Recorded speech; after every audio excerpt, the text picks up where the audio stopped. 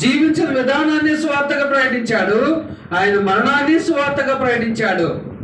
ఈనాడు నీ జన్మని నా జన్మని సువార్తగా మనం మలుచుకోవాలనే అవకాశం లేకపోయినా కూడా మన జీవన విధానాన్ని సువార్తగా మలుచుకోగలుగుతున్నామా? జీవన విధానాన్ని మలుచుకోవటం ద్వారా మన మరణాన్ని కూడా ఒక సువార్తగా మలుచుకోగలమా? అవకాశాన్ని అయితే దేవుడు ఇస్తున్నాడు.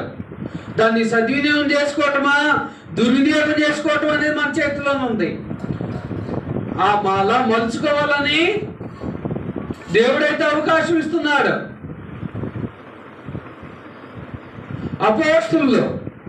అపోస్తులు ఏ రీతిగా సువార్త ప్రకటన ప్రాముఖ్యతనిచ్చారండి? అపోస్తులు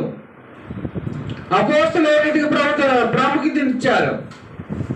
మత్తయి సువార్త 19వ అధ్యాయం 27వ వచనము. మత్తయి సువార్త 19వ అధ్యాయం 27వ వచనము.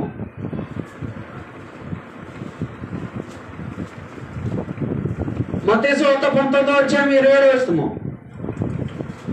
పేతురు, ఇదిగో మేము సమస్తమును విడిచిపెట్టి, విడిచిపెట్టారంట? సమస్తమును విడిచిపెట్టి.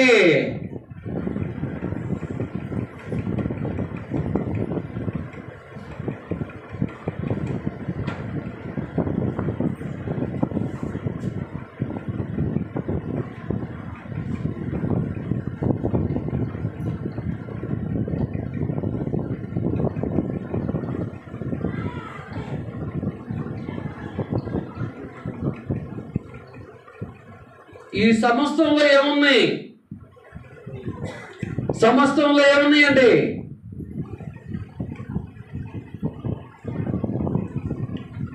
29వ వచనంలో ఉంది చూడండి, పెద్దగా చదవండి ఒకసారి. 29వ వచనము. సమస్తంలో ఏముండియో? మత్తయి సువార్త 19వ అధ్యాయము 29వ వచనం చదవాలి పెద్దగా. చదవండి పెద్దగా. అన్నదమ్ములైనను ఆయనను అక్క చెల్లెలైనను తండ్రినైనను తల్లినైనను పిల్లలనైనను భూములనైనను ఇండ్లనైనను విడిచిపెట్టిన ప్రతి వాడును 100 రెట్లు పొందును. ఇది కాక నిత్య జీవమును స్వతంత్రించుకొనును. ఆయన నామం నిమిత్తం ఏం విడిచిపెట్టాలంటండి? అన్నదమ్ములనైనను అక్క చెల్లెండ్రనైనను తండ్రినైనను తల్లినైనను పిల్లలనైనను భూములనైనను ఇండ్లనైనను విడిచిపెట్టని ప్రతివాడును నిత్య జీవమును 100 రెట్లు పొందును. ఇదిగాక నిత్య జీవమును విడిచిపెట్టని వాడా విడిచిపెట్టిన వాడా? నాకు అర్థం కావట్లే. విడిచిపెట్టిన ప్రతివాడు. ఎంతమంది విడిచిపెట్టగలుగుతుందండి? ఈ సువార్త ప్రకటన నిమిత్తము అపోస్తులు ఎవరెవరు విడిచిపెట్టారో తెలుసా? వీళ్ళందరినీ విడిచిపెట్టారు. అంటే ఒక్క మాటలో చెప్పాలంటే తన శరీర సంబంధమైన రిలేషన్ మొత్తాన్ని కట్టేసుకున్నారు. తన శరీర సంబంధమైన రిలేషన్ మొత్తాన్ని కట్టేసుకున్నారు.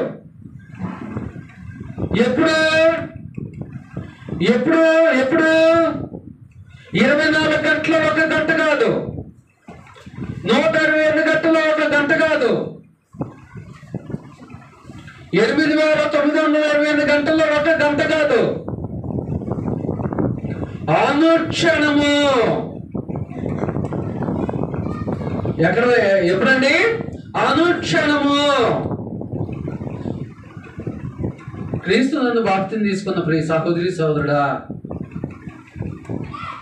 అపోస్తుల మాదిరిగా నిన్ను ఈనాడు దేవుడు నీ ఇంట్లోనూ నీ భార్యను నీ బిడ్డలను నీ తల్లిదండ్రులు విడిచిపెట్టుకోమని చెప్పట్లే. కనీసము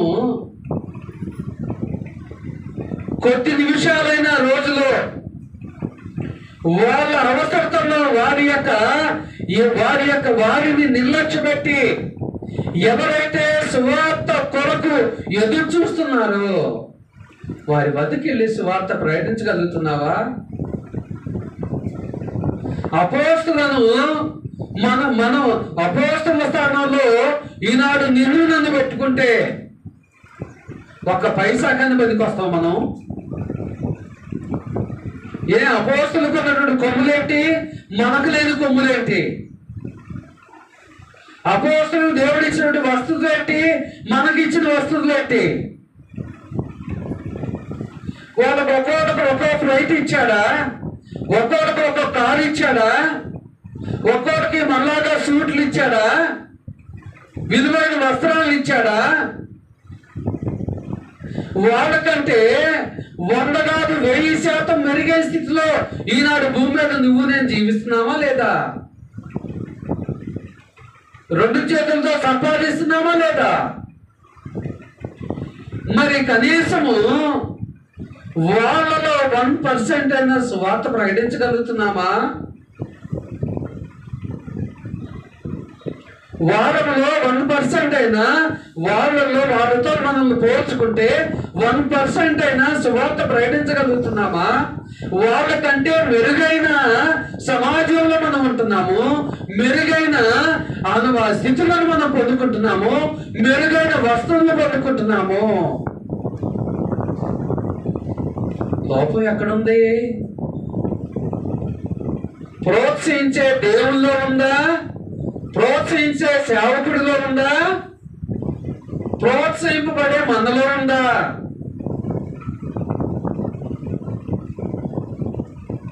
ఎవరిలో ఉందండి లోపం? పోనీ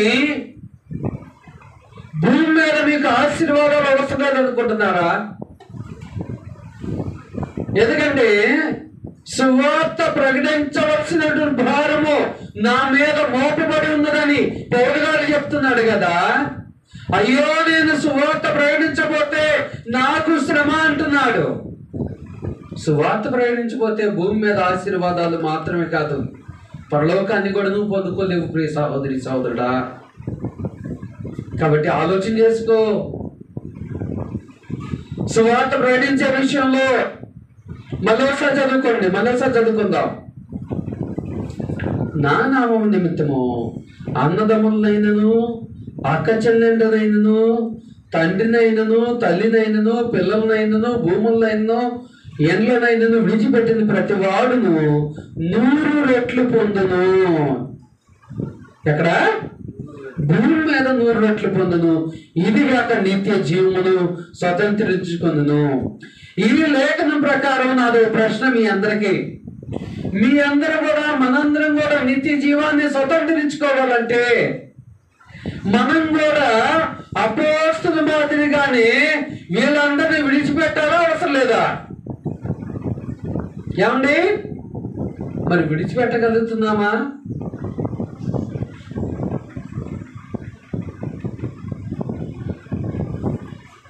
మోషే గారి గురించి ఎప్పుడైనా విన్నారా మీరు?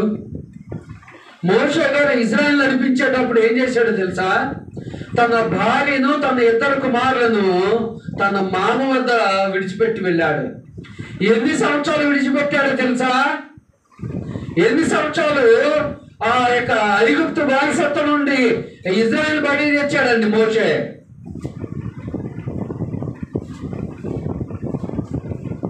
మోషే 1 నెల అనుకుందామా, 1 సంవత్సరం అనుకుందామా, 10 సంవత్సరాలు అనుకుందామా? తెలీదండి. ఎందుకంటే 400 సంవత్సరాలు పైబడి ఉన్నటువంటి ఐగుప్తులో బానిసలు ఇజ్రాయేలులను విడిపించడానికి మోషే వెళ్ళాడు. తనతో పాటు తన భార్యను, తన కుమారులను తీసుకోవాలా, తన ఈ మామ ఇంటి వద్ద అప్పచెప్పాడు వాళ్ళను. ఆవిడ మోషే భార్య కూడా చాలా మంచిదండి. నన్ను ఎందుకు చేసుకున్నామని ప్రశ్నించలే. ఈవేళ ప్రశ్నిస్తున్నారు భార్యలో.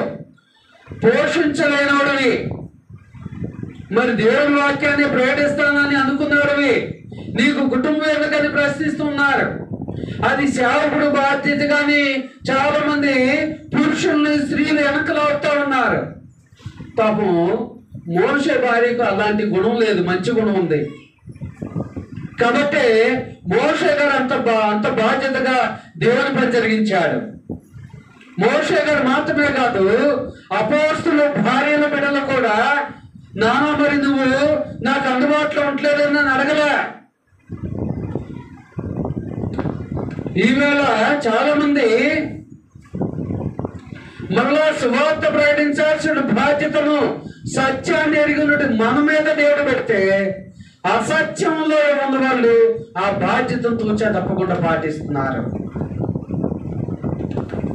ఎందుకంటే నిన్న ఒక తండా వెళితే అక్కడ ఒక సహోదరికి వాళ్ళ అయ్యగారు తండా బాధ్యత మొత్తం అప్పగించాడంట. దెయ్యాలు నిలగొట్టం, భూతాలు నిలగొడతాం, ఎవరికి ఏ ఇబ్బంది వచ్చినా ఆమె దగ్గర పోయి ప్రార్థన చేయించుకోవాలి. నిజంగా ఆమె శరీరంలో ఇరిగిన ఎముకే కానీ ఇరగని ఎముక ఏమీ లేదంట. అయినా సరే ఇప్పటి వరకు విశ్వాసములో ఎంతో బలంగా ఉన్నది. అంటే అక్షరం ముక్క రాదు.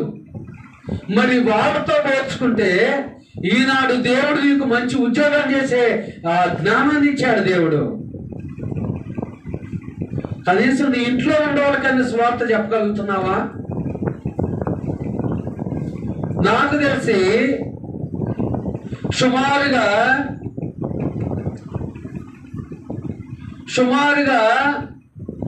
మోషే 40 సంవత్సరాలు తన కుటుంబ సభ్యులకు దూరంగా ఉన్నాడు. 40 సంవత్సరాలు తన కుటుంబ సభ్యులకు. మోషే సుమారుగా 120 సంవత్సరాలు బ్రతికింది అనుకుంటే 40 సంవత్సరాలు తన కుటుంబ సభ్యులకు దూరంగా ఉన్నాడు. ఎక్కడ? ఐగుప్తు దేశము. ఎక్కడ? కానాను దేశము. కనాను. అర్థమైందండి? ఎన్నో దేశాలు దాటుకుంటూ వెళ్ళాలి.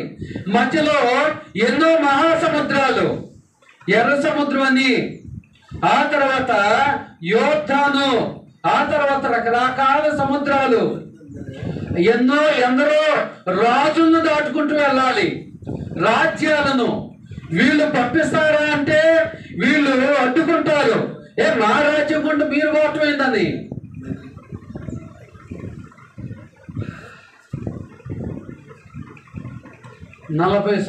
సుమారుగా 40 సంవత్సరాలు కుటుంబానికి దూరంగా ఉన్నాడు.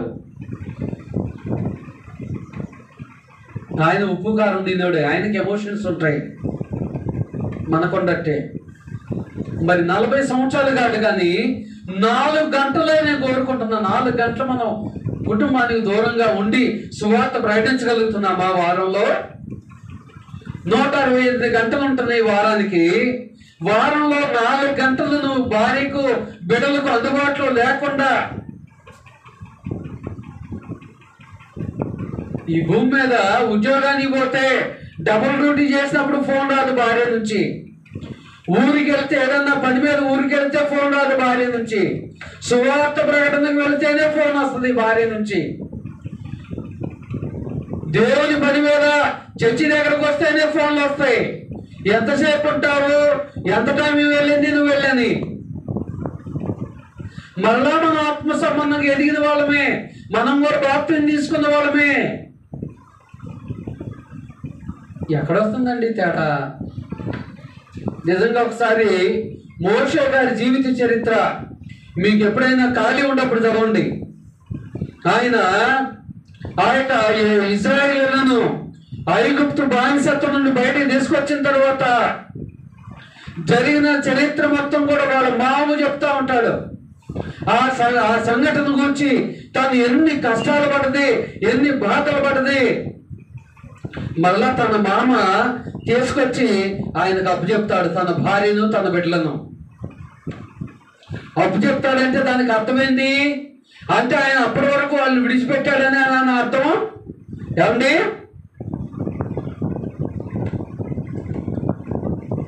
ఎందుకంటే ఈవేళ మనం సోమవారం నుండి శనివారం వరకు గృహాలకు వెళుతున్నప్పుడు ఎంతో మంది అసత్యంలో నలిగి మగ్గుతూ ఉన్నారు. సత్యాన్ని ఎరక్క అంటే ఎరగకుండా ఉండడం వాళ్ళ తప్పు కాదు. వాళ్ళ వద్దకు వెళ్ళి సత్యాన్ని ప్రకటించే వాళ్ళే లేరు. మరి సత్యాన్ని ఎరిగిన నీవు ఏ మాటికి కూడా నీ మనసులోనే దాచుకుంటూ ఉంటే, ఒకవేళ మరి అకస్మాత్తుగా నువ్వు చచ్చిపోతే ఏంది? ఎవరు ప్రకటిస్తారు? నీ బాధ్యతను ఎవరు నెరవేరుస్తారు? కాబట్టి ప్రియ సహోదరి సహోదరుడా, నిర్ణయం తీసుకోండి. నూతన సంవత్సరం నుంచి అయినా వారంలో 4 గంటలైనా అట్లానే కుటుంబాన్ని పూర్తిగా విడిచిపెట్టమట్లే, భార్యకు బిడ్డలకు అన్ని చక్కబెట్టుకొని సువార్త ప్రకటనకి సహకరించండి. ఎందుకంటే ఎప్పుడు రెండవ రాకడ వస్తుందో తెలియదు మనకు. రెండవ రాకడ వచ్చినప్పుడు మీరు అనుకుంటున్నారేమో, నేను వాక్యానుసారంగా బాప్తిని తీసుకున్నా, నేను వ్యభిచారం చేయట్లా, ఒకళ్ళు మోసం చేయట్లా, ఒకళ్ళు అన్యాయం చేయట్లేదు అని అనుకుంటున్నారేమో. చాలా పొరపాడుతున్నారు, భ్రమలో బతుకుతున్నారు. నీ ద్వారా ఎంతమందినైతే దేవుడి యొద్దకు చేర్చాలని ఆయన నిర్ణయించాడో ఆ లెక్కలో ఒక్కటి తక్కువైనా కూడా దేవుడు శిక్షిస్తాడు. ప్రియ సహోదరి సహోదరుడా, ఆ శిక్షనైనా గుర్తెరగండి, ఆ శిక్షకైనా భయపడండి. అపోస్తులు నిజంగా ఎంత కమిట్మెంట్ ఉందండి వాళ్ళకు, ఎంత విశ్వాసం ఉందండి. యేసుక్రీస్తు ఫోన్లు చేసి ఒక్కళ్ళకు కూడా చెప్పలేదండి. ఎక్కడ యెరూషలేము పట్టణం అండి, యెరూషలేము పట్టణంలో ప్రారంభమైన సువార్త భూదిగంతముల వరకు వచ్చిందండి. ఈవేళ మన జగీపేటకు వచ్చిందంటే అపోస్తులు పడ్డ ప్రయాసేనండి. వాడు మళ్ళాగా ఐరన్ చేసిన బట్టలు వేసుకోలేదండి, మళ్ళాగా ఫ్యాషన్గా కళ్ళజోళ్ళు పెట్టుకోలేదండి. కానీ దేవుడు వాళ్ళకు అప్పగించిన బాధ్యతను వారి మరణమే ఎడబాటు చేసింది, కానీ వేరేది ఏది కూడా ఎడబాటు చేయలేదండి. వాళ్ళకు తల్లిదండ్రులు ఉన్నారు, భార్యలు ఉన్నారు, బిడ్డలు ఉన్నారు, కానీ సువార్త ప్రకటనే ధ్యేయంగా వాళ్ళు పనిచేశారండి, ప్రకటించారు, వాళ్ళ జీవితాలను సైతం అర్పించారు. కాబట్టి ప్రియ సహోదరి సహోదరుడా, ఆలోచన చేసుకుంటున్నావా? కాబట్టి ఎవరైతే ఈ భూమి మీద భౌతిక రిలేషన్ అంటూ ఎవరైతే విడిచిపెట్టగలరో వాళ్ళు మాత్రమే పరలోకాన్ని స్వతంత్రించుకుంటారంట. మరి ఇప్పటి నుంచి అయినా పరలోకాన్ని స్వతంత్రించుకోవడానికి ప్రయత్నం చేయ ప్రియ సహోదరి సహోదరుడా. వాక్యానుసారమైన బాప్తిని పొందటమే పరలోకాన్ని స్వతంత్రించుకోవడానికి మార్గం కానే కాదు. చాలా విషయాలు ఉన్నాయి. పరలోకాన్ని నువ్వు స్వతంత్రించుకోవాలంటే భూమి మీద క్రైస్తవుడిగా క్రైస్తవురాలిగా చాలా పనులు చేయాల్సి ఉన్నవి. 1000 పనులు చేయాలంటే ఒక్క పని చేసి మనం మురిసిపోతున్నాం. అయ్యో, నాకంటే విశ్వాసం లేడు, నాకంటే కమిట్మెంట్ ఉన్నవాడు లేడు, నాకంటే దేవుడు పని చేసేవాడు లేదని మురిసిపోతూ ఉన్నాం. కానీ 999 పనులు ఇంకా పెండింగ్లోనే ఉంటున్నాయి. గవర్నమెంట్ ఆఫీసులో ఫైళ్ళు కనుక పెండింగ్లో ఉండట్టు మన హృదయంలో కూడా దేవుని కార్యాలు పెండింగ్గా ఉంటున్నాయి. కాబట్టి ప్రియ సహోదరి సహోదరుడా, ఆలోచన చేసుకో అపోస్తుల మాదిరిగా. ఎందుకంటే మోషే గారు నిజంగా దేవుడు చెప్పినటువంటి మాటకు ఒకేసారి చెప్పాడు, మరలా తన జీవితంలో ఎప్పుడు కూడా వెనుదిరగలేదండి, ఎప్పుడు కూడా వెనుదిరగల. ఆ తర్వాత మనం గమనించినప్పుడు అపోస్తుల తర్వాత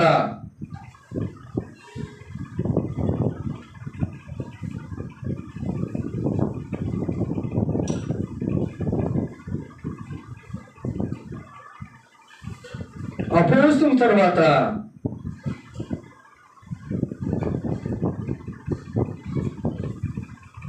3,000 మంది ఇచ్చిన ప్రాముఖ్యత. ఎంతమంది? 3,000 మంది. ఎవరు ఈ 3,000 మంది? ఎవరండి 3,000 మంది? ఏమండి? అపోస్తుల కార్యములు 2వ అధ్యాయం 38వ వచనం ప్రకారము, మీరు సిలువ వేసిన యేసుని దేవుడు ప్రభువు కాదు క్రీస్తు కాదు నియమించను, ఇది ఇశ్రాయేలు వంశమంతయు రూఢిగా నమ్మవలను తెలుసుకున్న వల్లని పేతురు ద్వారా అది క్రీస్తు ప్రభు బోధించాడే. ఆ బోధ విని అక్కడ కొన్ని వేల మంది ఉన్నారు. 3,000 మంది హృదయాల్లో పొడవబడ్డదంట ఆ మాట. ఏం చేయబడ్డది? పొడవబడ్డది, గుర్చబడ్డది. 3,000 మంది బాప్తిజం తీసుకున్నారు. ఆ 3,000 మంది ఏం చేశారండి?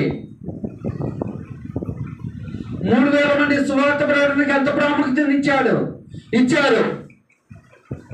3,000 మంది సువార్త ప్రకటనకి ఎంత ప్రాముఖ్యత ఇచ్చారండి? అపోస్తుల కార్యములు 2వ అధ్యాయం 47వ వచనం చూడండి. అపోస్తుల కార్యములు 2వ అధ్యాయం 47వ వచనము.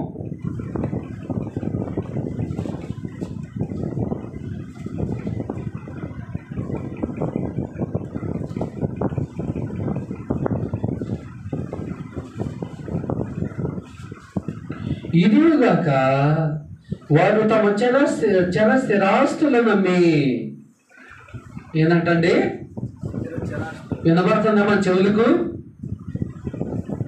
ఇదిగాక వారానికి ఎవరండి? 3,000 మంది.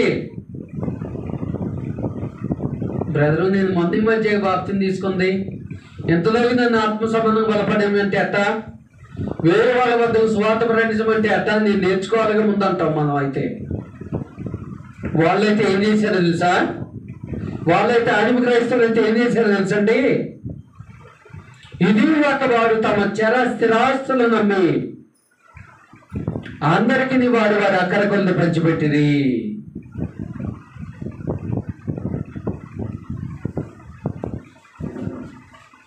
చరాస్తులు అంటే అర్థమైందండి? కదిలేవి. స్థిరాస్తులు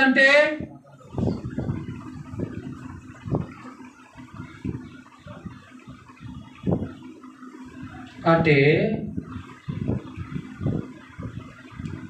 సువార్త ప్రకటన కొరకు వాళ్ళు అప్పుడే విన్నారు, క్రొత్తగా విన్నారు, మారు మనసు పొందారు, హృదయంలో కూర్చోబడిన తర్వాత మారు మనసు పొందారు, బాప్తిని తీసుకున్నారు.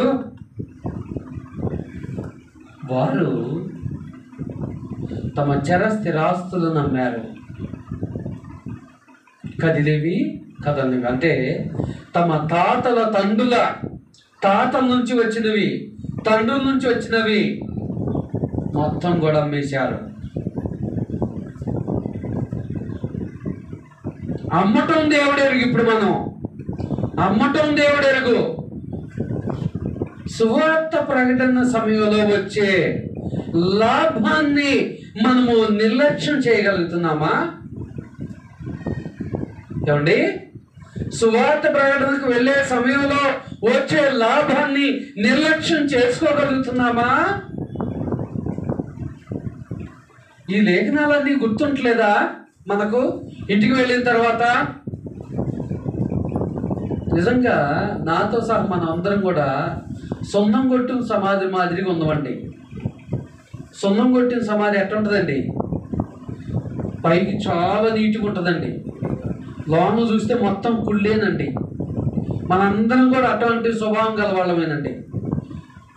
వాక్యాన్ని వినేటప్పుడు ఎంతో భక్తిగా వింటాం, ఎంతో శ్రద్ధగా వింటాం, ఎంతో విశ్వాసపరులుగా నటిస్తాం. మందిరం దాటి ఒక అడుగేసిన తర్వాత మనకంటే సంపాదపరులు ఎవరు ఉండరు, మనకంటే అత్యాసపరులు ఎవరు ఉండరు. కాబట్టి వాళ్ళ చర స్థిరాస్తులను నమ్మి వారి అక్కర కొలది పంచిపెట్టారు. ఆ 3000 మంది కూడా ఒక వారం ఉన్నారో తెలీదు,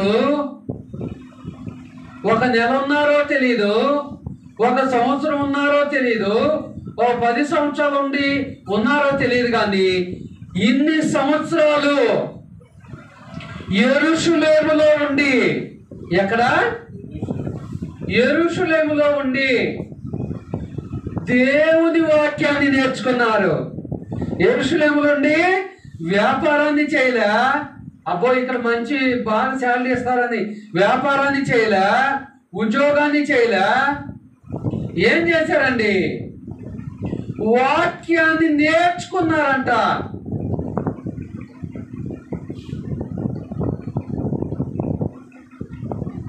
ఏం చేశారు? వాక్యాన్ని నేర్చుకున్నారు.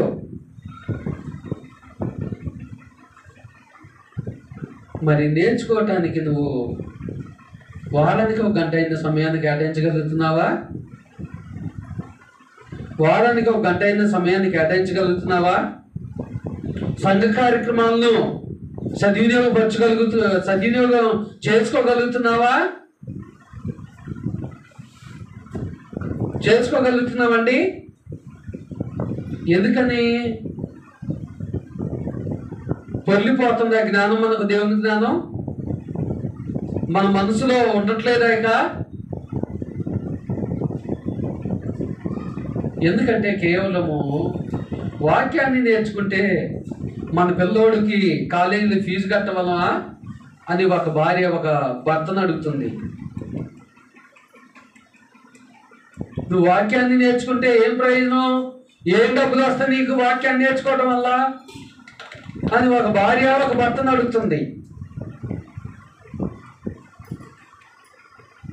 కానీ దేవుడేమో ముందుగా నా రాజ్యమును నా నీతిని వెతకటి, అప్పుడు అవన్నీ మీకు అనుకరించబడినని దేవుడు చెప్తున్నాడు.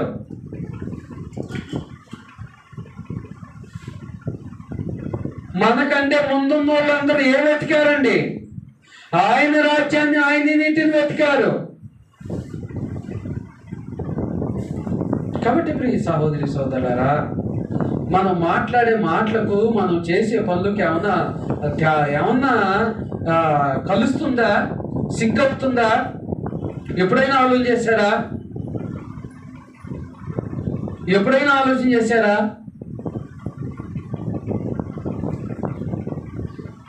ఆ యెరూషలేములో పట్టణంలో ఉన్నవాళ్ళు తమ స్థిరాస్తులను నమ్మటం మాత్రమే కాదండి, వారి గృహాల్లో 3000 మంది ఉన్నారండి ఆ యెరూషలేము పట్టణంలో. మరి ఎంతమంది విశ్వాసులు ఉన్నారో తెలీదు, కానీ అంతమంది విశ్వాసుల గృహాల్లో వాళ్ళు ఎన్ని సంవత్సరాలు ఉన్నారో, ఎన్ని నెలలు ఉన్నారో, ఎన్ని రోజులు ఉన్నారో తెలీదు. మరి వారికి భోజనాన్ని, టిఫిన్ని, మంచినీటిని, వస్త్రాలను, పడుకోవటానికి వసతిని వాళ్ళు కల్పించారా లేదా? ఈనాడు క్రొత్తగా నూతనంగా సంఘంలోకి వస్తాననే వాడికి వసతి కల్పించడానికి నువ్వు సిద్ధంగా ఉన్నావా? ఇదిగో నేను వసతి కల్పిస్తాను, నువ్వు రా అని వాళ్ళను ప్రోత్సహించగలుగుతున్నామా? ఇదిగో మేము తీసి వెళ్తాము, మీరు రండి అని వాళ్ళను ప్రోత్సహించగలుగుతున్నామా? ఇదిగో నేను చాచి పెట్టుకుంటాను, రండి అని వాళ్ళని ప్రోత్సహించగలుగుతున్నామా? ఇదిగో మీకు చందాలు లేకపోతే నేను ఇస్తాను, రండి అని వాళ్ళని ప్రోత్సహించగలుగుతున్నామా?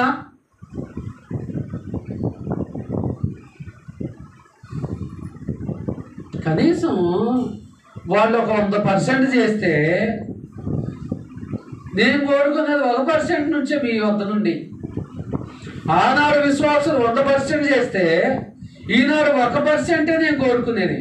ఆ 1% అది చేయగలుగుతున్నారా అనేది ప్రశ్న. ఎందుకంటే వాళ్ళు ఎంతగా ప్రయాసపడ్డారు, ఈనాడు మనం ఎంతగా ప్రయాసపడుతున్నాము. సంఘ కార్యక్రమాల కొరకు, సంఘ అవసరతల కొరకు ఈవేళ ప్రతి మత శాఖకు ఒక ధననిధి ఉంది సంఘానికి. ఎప్పుడైనా మీరు మత శాఖలు వెళ్ళేవాళ్ళు కలియండి, వాళ్ళ చర్చి ఫండ్ అంటారు. చర్చి ఫండ్ మనకు ఒకడు సహోదరు చెప్తున్నాడు, దాదాపుగా 5 లక్షలు ఉండేయండి మా చర్చి ఫండ్. ఎవరికి అయినా ఏ అపాయం వచ్చినా కూడా వెంటనే సహాయం చేస్తామని అన్నాడు. 5 లక్షలు కాదు, 5,000 నుండి మన చర్చి ఫండ్. మళ్ళీ మనం సత్యాన్ని ఎరిగినటువంటి ప్రబుద్ధులు, సత్యాన్ని ఎరిగిన మనం 5 లక్షల ఫండ్ దేవుడు ఎరుగు. 5,000 మరి సంఘానికి దండిది. ఎవరైనా సంఘంలో ఉండేవారు ఎవరైనా అత్యవసరంగా వారికి అవసరమైతే ఇదిగో సంఘం తరపున ఇంత ఇవ్వటానికి ఏమన్నా మనకు ఉందా? అసలు అలాగే ఏమన్నా ఆలోచన చేసుకోగలుగుతున్నామా?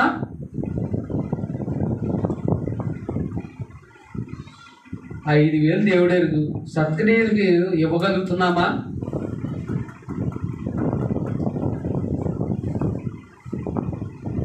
ఎందుకంటే ఆ సత్క్రియకు కొన్ని కుటుంబాలు అయితే ప్రతి నెల తప్పకుండా ఇస్తున్నారు. ఇంకా కొన్ని కుటుంబాలు అయితే పెంచుకుంటూ ఇస్తున్నారు. ప్రతి జనవరికి వాళ్ళ కష్టార్జితాన్ని పెంచుకుంటూ ఇస్తారు ఉన్నారు. కానీ అలాంటి వాళ్ళు ఒక కుటుంబం కాదు, ఉన్న కుటుంబాలన్నీ అలాగే ఉండాలి. కనీసం ప్రతి నెల ఇదిగోండి ఒక 100 రూపాయలు మేము కేటాయిస్తాం అని మనసులో ఎందుకు నిర్ణయం తీసుకోలేకపోతున్నారు? ఇక్కడేమో వాళ్ళ స్థిరాస్తులను నమ్మారు. మరి మన దగ్గరకు వచ్చేసరికి ఎందుకన్నా అసత్యంలో ఉన్నప్పుడైతే వేలకు వేలు ఇచ్చాం, అబద్ధ బోధకుడికి వేలకు వేలు ఖర్చు పెట్టాం, చేతులు అరిగేలా చేతులు విరిగేలా పనిచేసాం. సత్యానికి వచ్చేసరికి చేతులు దాచుకుంటున్నాం పని చేయటానికి. ఎక్కడ తేడా వస్తుందంటే అక్కడేమో తీయట్ల మాటలు చెప్తున్నాము, ఇక్కడేమో చేదైన మాటలు చెబుతున్నాం. ఎందుకంటే నిజం ఎప్పుడు చేదుగా ఉంటుంది, నిజం ఎప్పుడు చేదుగా ఉంటుంది. కాబట్టి ప్రియ సహోదరి సోదరులారా, నువ్వు అనుకుంటున్నావు చేదుగా ఉందని, నీకంటే ముందు ఉన్నటువంటి కొన్ని వేల తరాలు ఆ చేతులు తీపిగా భావించి వాళ్ళు పనిచేశారు. ఇవాళ నీకు చేదనిపించవచ్చు కానీ. కాబట్టి ప్రియ సహోదరి సహోదరుడా, ఆ తర్వాత యెరూషలేములో బలపడి తమ తమ ప్రాంతాల్లోకి వెళ్ళి సువార్త ప్రకటనకి ఇచ్చినటువంటి విశ్వాసుల ప్రాధాన్యత. యెరూషలేములో బలపడినటువంటి విశ్వాసులు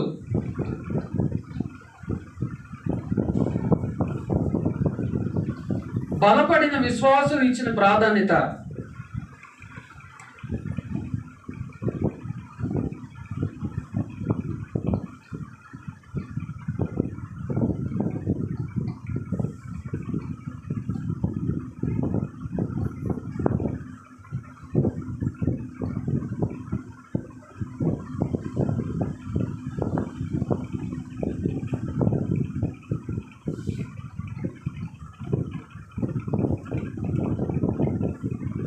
బలపడిన యెరూషలేములో బలపడిన విశ్వాసులు రోమా క్రీస్తు సంఘము, కొరింథీ క్రీస్తు సంఘము, గలతీ క్రీస్తు సంఘము, కొలసీ క్రీస్తు సంఘము, ఫిలిప్పీ సంఘము, తెస్సలోనిక సంఘము, ఇంకా చాలా సంఘాలు ఉన్నాయి.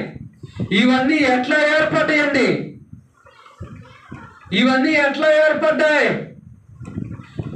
ఈ యెరూషలేములో బలపడిన విశ్వాసులు వీళ్ళందరూ వారి వారి ప్రాంతాలకు వెళ్ళి వాళ్ళ ఉద్యోగాలు చేసుకున్నారు. అవునా? మంచిగా వాళ్ళ వ్యాపారాలు చేసుకున్నారు. అవునా? వాళ్ళ పనుగోలు చేసుకున్నారు. అవునా? ఏం చేశారండి వాళ్ళు వెళ్ళి? వాళ్ళు తెలుసుకున్న వాక్యాన్ని వాళ్ళ చుట్టుప్రక్కల వాళ్ళకు ప్రకటించారు. అలాగూ ఈ సంఘాలన్నీ ఏర్పడ్డాయి. పౌలు గారు ఎప్పుడో ఒకసారి సువార్త ప్రకటనకు వెళ్ళేవాడండి ఆ ప్రాంతాలకు. మరి మిగతా సమయాల్లో ఎవరు నడిపారు ఈ సంఘాలను? విశ్వాసులే నడుపుకున్నారు.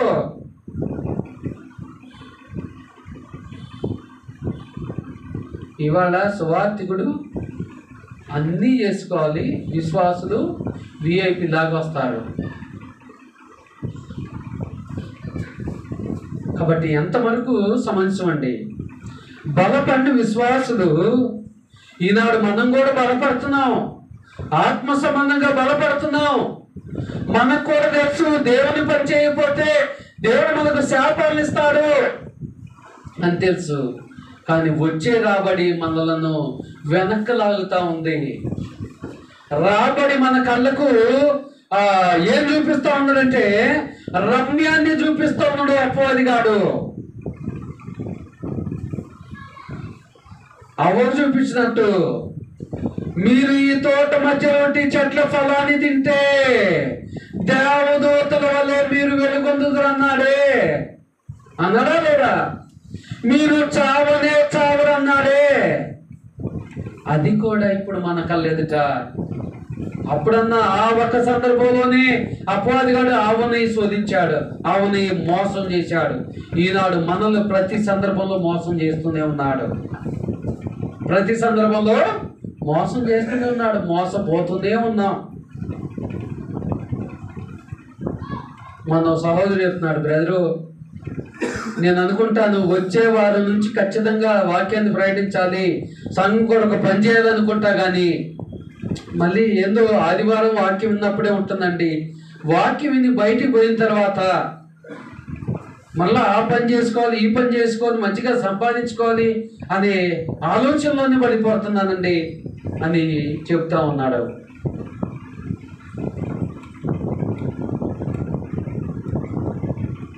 అలా అనుకోవటం వల్ల ప్రయోజనం లేదండి. విశ్వాసాన్ని దేవుడు కోరనే కోరట్లేదండి, క్రియారూపకమైన విశ్వాసాన్ని దేవుడు కోరుతున్నాడండి. ఏ విశ్వాసాన్ని? క్రియారూపకమైన విశ్వాసాన్ని దేవుడు కోరుతున్నాడండి. అర్థమవుతుందా? ఎందుకంటే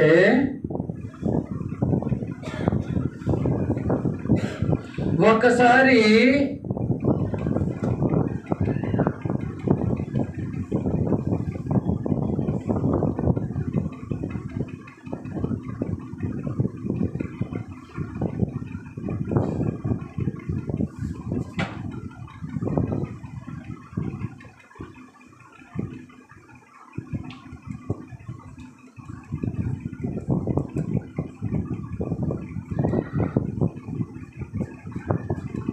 నేను అని మనం అనుకుంటే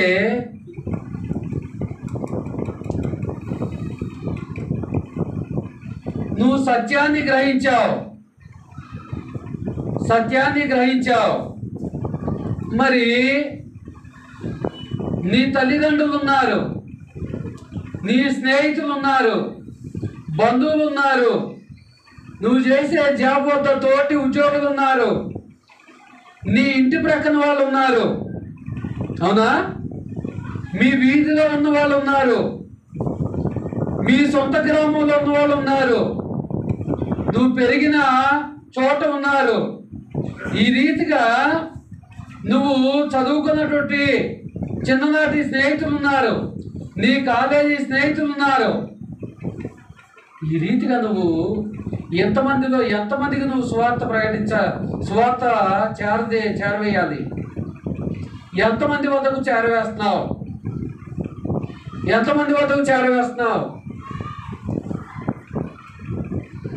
ఎందుకంటే సత్యాన్ని నేర్చుకున్న నువ్వు ఒక్కడవే. వీళ్ళలో కొంతమంది దేవుణ్ణి ఎరిగిన వాళ్ళు ఉండొచ్చు, కానీ సత్యాన్ని అయితే వీళ్ళు తెలుసుకోలే. మరి వీళ్ళందరినీ ఎప్పుడు నువ్వు కవర్ చేస్తావు? వీళ్ళందరినీ వీళ్ళ వద్దకి ఎప్పుడు వెళ్ళి నువ్వు సువార్త ప్రకటిస్తావు?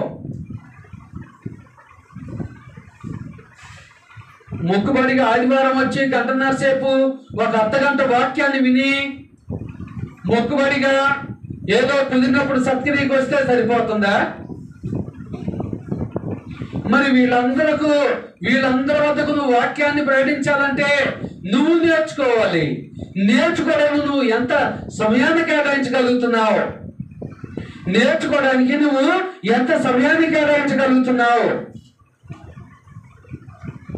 ఎంత సమయాన్ని కేటాయించగలుగుతున్నాము? ఏమండి? వారానికి దేవుడు నీకు 168 గంటలు ఇస్తున్నాడు, రోజుకి 24 గంటలు ఇస్తున్నాడు. 24 గంటల్లో మీ హృదయాల మీద చేయి వేసుకొని చెప్పండి, ఇదిగో ప్రతిరోజు ఒక అర్ధగంట అయినా దేవుని పని కొరకు నేను కేటాయిస్తున్నా అన్నవాళ్ళు మీ హృదయాల మీద చేయి వేసుకొని చెప్పండి. ఎంతమంది ఉన్నారు? ఎందుకు చెప్పలేకపోతున్నారు? అప్పుడు అపోస్తలులకు ఇచ్చినటువంటి 24 గంటలే ఈనాడు నీకు ఇస్తున్నాడు. ఆదిమ క్రైస్తవులకు ఇచ్చినటువంటి 24 గంటలే ఈనాడు నీకు ఇస్తున్నాడు. ఆ యొక్క బలపడిన విశ్వాసులకి ఉన్నటువంటి 24 గంటలే నీకు ఇస్తున్నాడు. మరి వాళ్ళు అంతగా పనిచేసినప్పుడు, పని చేయగలిగినప్పుడు నువ్వు ఎందుకు పని చేయలేకపోతున్నావు? నీ భుజస్కంధాల మీద ఇంతమంది బాధ్యతను దేవుడు పెట్టినప్పుడు, ఒకవేళ మనకి ఏదైనా శరీర బలహీనత వస్తే, నడవలేని స్థితిలో మన కాళ్ళు చచ్చుబడిపోతే ప్రకటించగలమా? చేతులు చచ్చుబడిపోతే ప్రకటించగలమా? మన మైండ్ ఏమైనా డిస్టర్బ్ అయితే ప్రకటించగలమా? మన కళ్ళు ఏమైనా పోతే ప్రకటించగలమా? ఈ అవయవాలన్నీ కూడా సజీవంగా ఉన్నప్పుడే మేలుకో ప్రియ సహోదరి సహోదరుడా.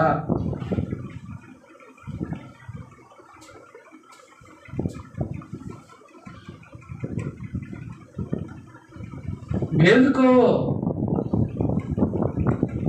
ఎందుకంటే ఆత్మీయ ఆహారాన్ని భుజించుట కొరకు ఎంతో మంది ఎన్నో మాసాలు, నెలలు, సంవత్సరాల నుంచి పస్తులుగా ఉన్నారు, పస్తులుంటూ ఉన్నారు.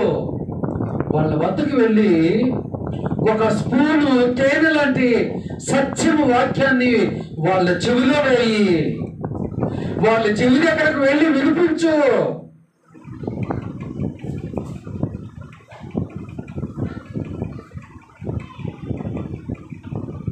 వినిపించగలమా?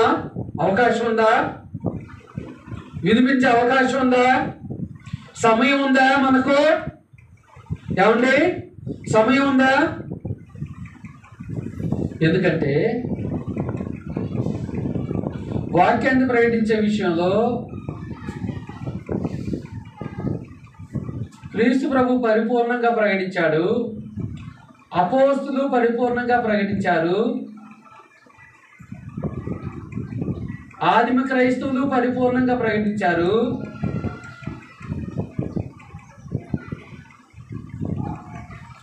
ఆ తర్వాత వాళ్ళ వాక్యాన్ని విన్నటువంటి విశ్వాసులు కూడా పరిపూర్ణంగా ప్రకటించారు. మరి నేడు నేను ఎంత మటుకు ప్రకటించగలుగుతున్నాను అనేది పెద్ద క్వశ్చన్ మార్క్. నేను ఎంత మట్టుకు ప్రకటించగలుగుతున్నాను? నేను ఎంత మట్టుకు ప్రకటించగలుగుతున్నాను? మనం 2025 జనవరి 2వ వారంలో ఉన్నాం, అవునా? ఇప్పటి నుంచి ప్రణాళికలు వేసుకోండి. ఒకసారి ఇంటికి వెళ్ళి ఒక పెన్ను పేపర్ తీసుకొని మీకు పరిచయస్తులు ఎంతమంది ఉన్నారో, జగ్గేపేట చుట్టుప్రక్కల మీకు పరిచయస్తులు ఎంతమంది ఉన్నారో ఒకసారి లిస్ట్ రాసుకొని రేపటికి నాకు చెప్పాలి. చెబితే ఎంతమంది ఆ లిస్ట్లో ఎంతమందికి నువ్వు సువార్త ప్రకటించవలసినటువంటి బాధ్యతను కలిగి ఉన్నావో ప్రతి ఒక్కరూ దయచేసి లిస్ట్ రాసుకోండి. అసలు ఎన్ని కుటుంబాలు ఉన్నాయి నీకు పరిచయస్తులు, వాళ్ళలో ఎంతమంది అసత్యంలో ఉన్నారు, ఎంతమంది అసలు దేవుని గురించి తెలియని వాళ్ళు ఉన్నారు. హోంవర్క్ అనుకోబాకండి. ఎందుకంటే చాలా మన జీవితానికి అవసరమైనటువంటి విషయం అది. కాబట్టి ప్రియ సహోదరి సహోదరుడా, యేసుక్రీస్తు ఎటువంటి లోపాన్ని లేకుండా పరిపూర్ణంగా ఆయన కొనసాగించాడు. అపోస్తులు కూడా పరిపూర్ణంగా కొనసాగించారు. ఆదిమ క్రైస్తవులు కూడా పరిపూర్ణంగా కొనసాగించారు. విశ్వాసులు కూడా పరిపూర్ణంగా కొనసాగించారు. మనం కొద్దిగా కొనసాగించగలుగుతున్నామా? కనీసం డాట్లుగా కొనసాగించగలుగుతున్నామా?